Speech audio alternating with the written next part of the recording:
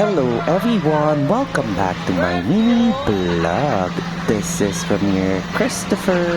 Ito ang harvesting float ng mga punong barangay ng lungsod ng Lucena with a decor that represents the kasipagan at kasaganahan ng mga barangay. Sumunod sa kanila ang Mr. and Miss Quezon representatives mula sa Fitness Bots Competition. Fit na fit, confident at proud na ipinakita ang kanilang healthy lifestyle na powered by Creo.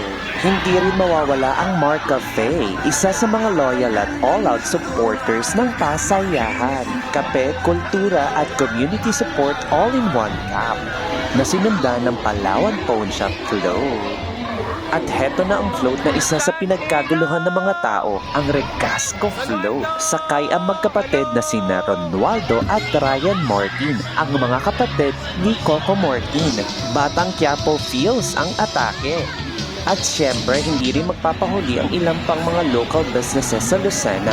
Kasama sa parada ang Raquel Pawn Shop na laging present at active sa mga local events. Hatid ang tema ng sinulog, ang very classic na Big Mac kasama ang kanilang mascot na hotdog. Sino ba namang hindi lumaki sa mga burger at hotdogs ng Big Mac? At syempre ang Queen Margaret na proud ipinakita ang napakalaki at elegant nilang cake.